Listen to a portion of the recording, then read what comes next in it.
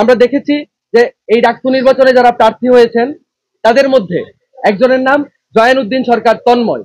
তিনি যুদ্ধাপরাধী সংগঠন ছাত্র শিবিরের যেই প্যানেল, সেই প্যানেল থেকে ইলেকশনে প্রার্থিতা করছিলেন এবং তিনি আমাদের মহান মুক্তিযুদ্ধের যেই 7 জন বীরশ্রেষ্ঠ, সেই বীরশ্রেষ্ঠদের একজন বীরশ্রেষ্ঠ মতিউর রহমান, তাকে নিয়ে ফেসবুকে প্রকাশ্যে বিভিন্ন রকম কুরুচিপূর্ণ কথা বলেছেন, অধ্যত্বপূর্ণ মন্তব্য করেছেন।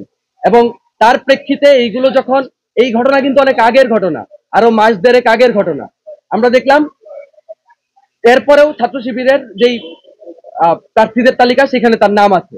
এবং তারপরে যখন তার সেই 1.5 মাস আগের ঘটনা আবারও ফেসবুকে আসলো কিংবা মানুষজনের কথাবার্তায় আসলো, যখন এটা নিয়ে মানুষজন কথাবার্তা বলা শুরু করলো, তখন ছাত্র শিবিরের প্যানেল থেকে তার প্রার্থিতা ছাত্র শিবির প্রত্যাহার করে নিল।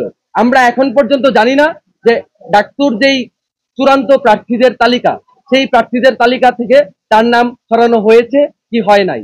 অর্থাৎ এই যে এক ধরনের অস্পষ্টতা, আমাদের জাতীয় বীরদেরকে নিয়ে যে এই ধরনের অধ্যত্বপূর্ণ আচরণ করে, বেয়াদবিপূর্ণ আচরণ করে এবং এক ধরনের পটেনশিয়াল ক্রাইম বলবো আমরা এটাকে, এক ধরনের পটেনশিয়াল ওয়ার ক্রাইমের সঙ্গে যার টোনের মিল আছে, তার প্রার্থিতা ডাকসুতে থাকছে কি থাকছে না এই নিয়ে এক ধরনের অস্পষ্ট অবস্থান আছে।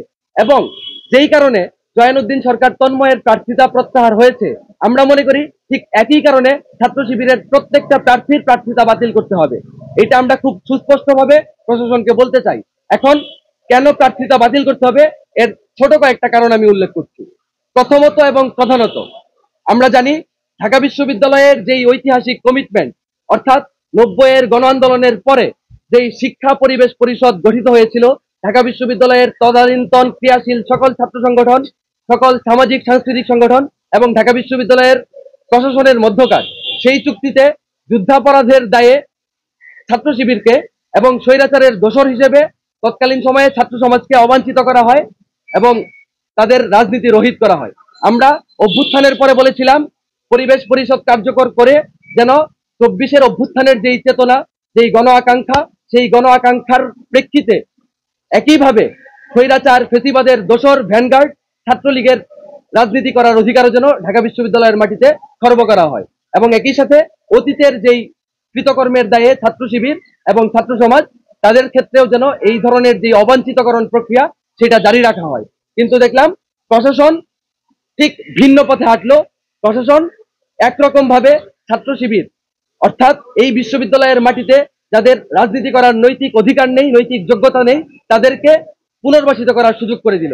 এবং তারা কি করলো, তারা যখনই একটু পুনর্বাসিত হওয়ার সুযোগ পেল, তখনই আমরা দেখলাম যে তাদের যে অফিসিয়াল পত্রিকা, অর্থাৎ তাদের যেই অফিসিয়াল পত্রিকা ছাত্র সংবাদ, সেই ছাত্র সংবাদের ডিসেম্বর মাসের যেই সংখ্যা, সেই ডিসেম্বর সংখ্যায় তারা লিখলো যে মুক্তিযুদ্ধে অনেক মুসলমান না বুঝে জড়িয়ে গিয়েছিল।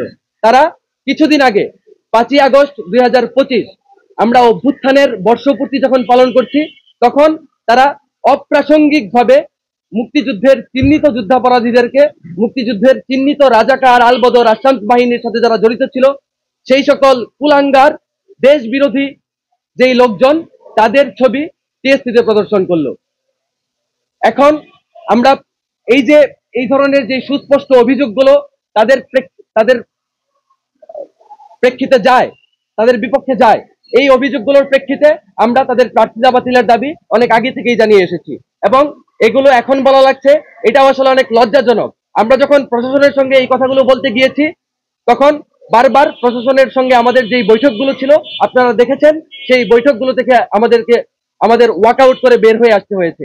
সেই ধরনের যেই গণতান্ত্রিক পেজ, সেইটা এই বাংলাদেশের যারা গণতন্ত্রকামী মানুষ আছে, যারা গণ অভ্যুত্থানের আকাঙ্ক্ষাকে ধারণ করে, মুক্তিযুদ্ধের আকাঙ্ক্ষাকে ধারণ করে, তাদেরকে সেই স্পেসটুকু দেওয়া হয়নি, যার কারণে আমাদের সেই জায়গা থেকে ওয়াকআউট করে বের হয়ে আসতে হয়েছে। এবং একই সাথে ছাত্র শিবিরের প্রার্থিতা বাতিলের পাশাপাশি আমরা দাবি জানাই, আমরা দেখেছি যে ছাত্রলীগের যেই চিহ্নিত সন্ত্রাসী জুলিয়াস সিজার তালুকদার, যে 2019 সালে যেই